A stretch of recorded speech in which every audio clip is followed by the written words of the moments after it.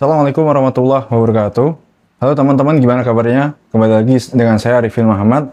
Di video kali ini kita mau backcheck salah satu sepeda dari pabrikan yang cukup ternama di Indonesia, bahkan mungkin di luar negeri juga udah cukup lumayan dikenal karena beberapa kali ikut event Red Bull Rampage. Ya, ini dia dari pabrikan brand Polygon. Made in lokal, made in Sidoarjo, Jawa Timur. Dan hari ini kita mau backcheck sepeda ya mungkin sedikit nostalgia dengan sepeda saya yang paling awal, yaitu Polygon Siskiyou D5. Dulu saya pernah punya Polygon Siskiyou D5 tapi tahun 2018. Untuk yang kita backcheck kali ini yaitu sepeda Polygon Siskiyou D5 tahun 2022. Ini kemungkinan Polygon Siskiyou D5 warna terakhir, setelah itu 2023, 2024, kemudian 2025 masih belum mengeluarkan varian warna yang terbaru. Ini merupakan varian warna yang terakhir untuk yang saya ketahui. Kalau teman-teman mungkin tahu informasi tentang Polygon Siskiyou D5 yang warnanya terbaru, mungkin boleh tulis di kolom komentar. Baik, kita langsung mulai saja. Polygon Siskiyou D5 tahun 2022, maaf. Ya, kita mulai dari framenya. Framenya ini untuk size-nya dia size S, bener-bener nostalgia sama Polygon Siskiyou D5 saya yang merah. Kalau dulu Siskiyou D5 tahun 2018 itu warnanya hampir semuanya itu full merah, hanya beberapa ada aksen warna hitamnya, itu pun sedikit. Dan ini seperti nostalgia, berarti 4 tahun mundur ke belakang, 2018. Di sini ada beberapa aksen warna merahnya di bagian head tube-nya, kemudian top tube-nya. Untuk bagian down tube-nya ada sedikit sentuhan aksen warna abu, kemudian didominasi warna hitam sampai seat stay ataupun chainstay bagian belakang dengan sedikit ada aksen warna abu-abunya dan sedikit dan beberapa ada brandingan Polygon. Yang cukup menarik di bagian down tube-nya itu nggak ada brandingan Polygon sama sekali, tapi disematkan di bagian down tube bawahnya, jadi nggak begitu kelihatan kecuali kita nengok begini baru kelihatan brandingnya. Wah, ini sepeda Polygon. Kalau misalkan teman-teman punya Siskiyou D5 terus kemudian di repaint menjadi warna yang satu warna, mungkin orang-orang bakalan nggak ngeh kalau ini ternyata Polygon Siskiyou D5. Kemudian di bagian top tube-nya itu ada brandingnya yaitu Siskiyou D5, Siskiyou D5 yang cukup besar, hampir memenuhi seluruh sisi dari bagian top tube Siskiyou D5 ini. Dan alhamdulillahnya untuk head tube-nya juga udah tapered dengan ada logo Polygon, ciri khasnya Polygon, logonya huruf P di bagian depannya. Dan kalau untuk headset bawahnya itu kayaknya belum bearing, masih pelor, tetapi sama Pak Armin ini diganti dengan headset yang sudah bearing dengan merek dari FSA, dari pabrikan FSA, dan sudah bearing. Itu sebelumnya saya ucapkan kepada Pak Armin sudah bersedia meminjamkan Polygon Siskiyou D5-nya, dan kebetulan beliau ini sepedanya cukup banyak ya, jadi dipinjam satu pun sebenarnya nggak masalah gitu. Ya, untuk head tube-nya udah taper, kemudian down tube-nya itu ada branding dari Polygon-nya. Dan mungkin salah satu yang menjadi kekurangan Siskiyou D5 ini yaitu axle belakangnya masih belum TA, masih QR bus. Kalau yang sekarang itu QR bus 142 dulu. Kalau yang Polygon Siskiyou D5 tahun 2018 itu masih QR biasa, yaitu spacingnya 135 mm. Tuh, untuk size-nya dia size S, nostalgia banget dengan Siskiyou D5 saya dulu. Dan warnanya cukup menarik ya, karena nggak cuman merah doang. Merahnya pun bukan merah marun, tapi bisa dikatakan merah yang cukup berani gitu. Bukan seperti Polygon Siskiyou N8, tapi ini beda gitu. Warnanya merah-merah, bukan merah darah juga, tapi merah lebih hampir seperti bendera merah putih. Merahnya itu merah dari bendera merah putih gitu. Kemudian kita lanjut ke rear shock-nya. Rear shock-nya itu kalau bawahnya adalah santur dan belum ada fitur rebound-nya, cuman ada fitur lockout-nya. Dan alhamdulillahnya sama Pak Armin ini diganti dengan rear shock yang sudah coil spring dari pabrikan DNM. Kalau dilihat sekilas itu DNM ini kelihatan berat banget, dan memang ini cukup menambah bobot dari sepeda ini. itu dibandingkan menggunakan rear shock bawaannya atau enggak mungkin pakai rock shock yang 19 mm ya 19 cm maaf, A2A-nya itu pun udah cukup lumayan gitu, nggak perlu pakai coil spring kecuali emang dipakai buat main trail ringan itu oke lah pakai coil spring, tapi kalau masih dipakai buat dorong belusukan dan Bintaro sekitarnya mungkin lebih recommended pakai rock shock dengan A2A-nya 19 cm atau 190 mm itu. Kemudian dari frame-nya kita lanjut dari frame-nya, kita lanjut ke kokpitnya.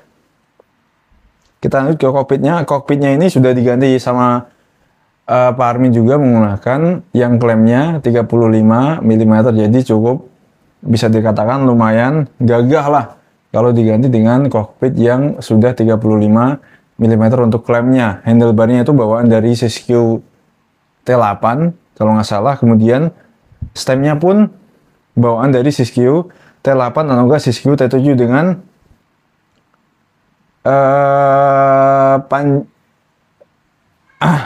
panjangnya itu 30, reach-nya 32 mm, kemudian klaimnya juga 35 mm gitu.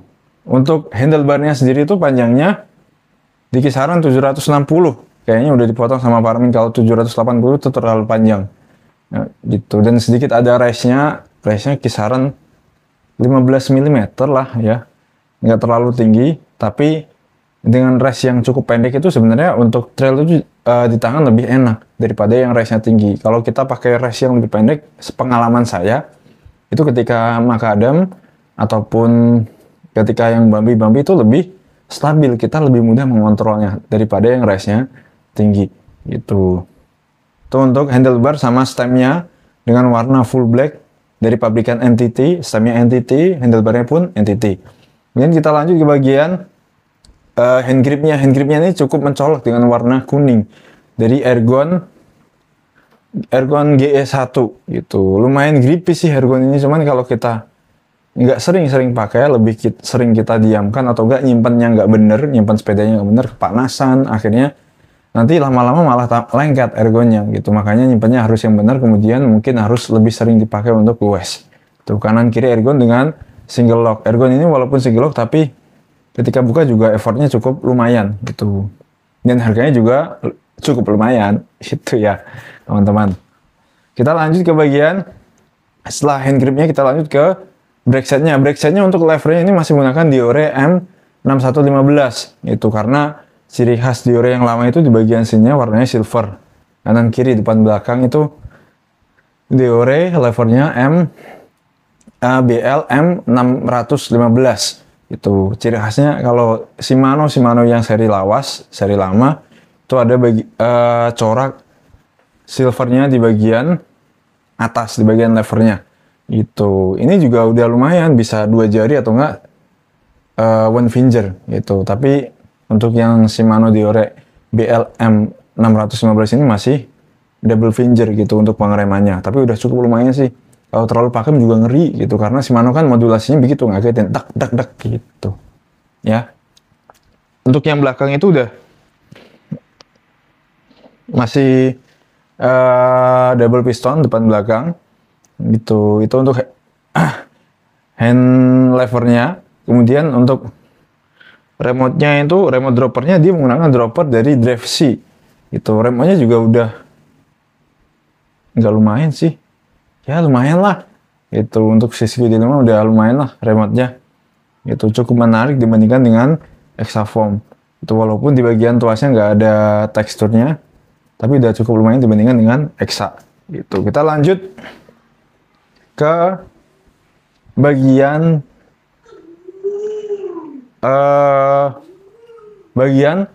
forknya. Forknya menggunakan fork Rockshox Recon tuh 27,5 dengan travel 120, stansinya 32 mm gitu ya. Untuk spacingnya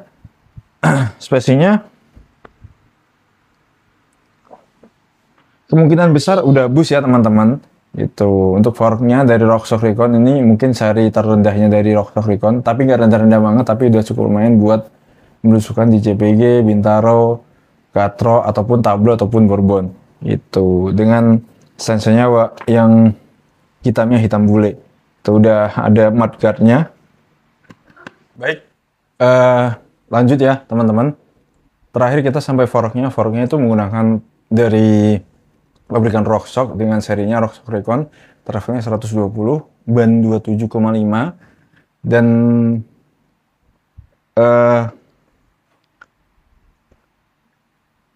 yang saya tahu di fork Rockshox Recon itu ada yang sudah boost, ada yang belum boost. Ini kalau yang ini kemungkinan non boost ya teman-teman. Aduh.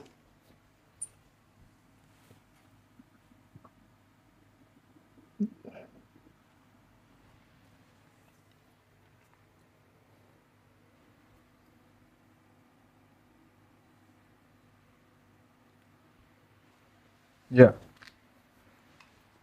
Fork Rockshox Reconnya non boost ya teman-teman. Ini udah cukup lumayan untuk sekali lagi untuk belusukan di Bintaro dan sekitarnya. Kita lanjut ke bagian setelah dari fork, kita mundur ke belakang ke bagian drive trainnya. Drive trainnya dia menggunakan, aduh terlalu mewah ini mah. Untuk drive trainnya kita mulai dari RD-nya. RD-nya menggunakan XT M765. Itu XT M765 ini Jepang punya dan cukup badak, kalau bisa dikatakan badak. Ini cukup badak ya teman-teman. RD-nya menggunakan Deore XT dengan serinya M765. Ini Jepang punya dan cukup badak. Dulu saya pernah pakai di Polygon CCQT8 saya, dan alhamdulillah itu kuat banget, nggak rewel seperti Shimano XT yang sekarang. Kadang ada beberapa case yang pernah saya lihat, yaitu Shimano XT ada yang patah lah, SLX ada yang patah, dan lain-lain gitu. Kemudian lanjut ke rantainya, dia menggunakan KMC 10 speed ya. Itu dia menggunakan Shimano Deore di sini ya, 10 speed Shimano Deore M6000 gitu. Dia 10 speed, rantainya KMC, shifternya juga M6000 untuk shifternya, dan untuk rantainya dia menggunakan KMC 10 speed. Kemudian untuk sprocketnya dia menggunakan Shimano Deore dengan koknya 11 sampai 42 tit. Itu ya. Untuk cranknya digunakan, ini crank yang cukup hedon seperti yang saya pakai di Polygon CCQT8 saya dulu, yaitu M6100 ini. Kenapa akhirnya dulu saya pilih M6100? Karena bentuknya itu cukup menarik, unik. Di antara crank-crank yang lain itu, ini termasuknya yang unik dibandingkan SLX, Deore XT ataupun XTR ataupun SLX ataupun Deore M5100. M6100 ini paling unik. Dari bentuk centeringnya itu saya suka gitu. Walaupun dia harganya mid range, harganya di tengah-tengah, tapi dia nggak kelihatan murah, tapi lebih kelihatan mewah. Itu dari looksnya itu kelihatan mewah. Itu dengan koknya itu 32 tit gitu ya. Kemudian panjang arm cranknya itu 170 standar itu kanan kiri, dan mewah banget sih. Saya suka banget kalau misalkan suatu saat bisa upgrade buat marin. Saya pengennya upgrade M6100 gitu, karena menarik banget buat saya ya. Itu untuk drive trainnya udah cukup banget, malah mungkin bisa dikatakan terlalu berlebihan kalau pakai XT untuk cuman belusukan itu. Bahkan untuk D5 pun terlalu wah lah. Boleh saja bisa menggunakan Shimano Deore M5100 atau enggak M6000 gitu. Tapi kadang ada orang yang suka, wah saya pengennya pakai XT Jepang karena emang badak banget gitu. Kebentur-bentur pun jarang ada yang patah, belum pernah saya dengar case M765 itu yang Jepang punya patah ataupun ada kenapa-napa ataupun karena case apapun rusak, itu belum pernah dengar gitu ya. Itu untuk drive trainnya. Kita lanjut ke bagian pedalnya.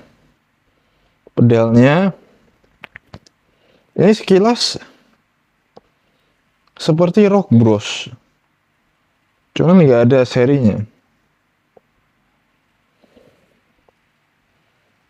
Ya, untuk pedalnya warnanya juga eye-catching sama atau enggak matching sama gripnya, warnanya hijau stabilo, masih nyambung lah sama gripnya, yaitu kemungkinan besar dari pabrikan Rock Bros dengan sudah ada pinnya, jadi ada traksinya lah, ada ngegripnya sama sepatu kita. Itu kanan kiri dia pakai Rock Bros warna hijau stabilo dan cukup tapak lebar lumayan lebar lah untuk kaki yang ukuran lebar, ini cocok banget, pas banget gitu. Kalaupun untuk perempuan kayaknya terlalu gede. Itu ya. Itu untuk pedalnya. Kita lanjut ke bagian hub free hubnya. Hub free hubnya menggunakan Gozer. Yang belakang 142, yang depannya itu kayaknya spacingnya 100 karena dulu saya pernah punya.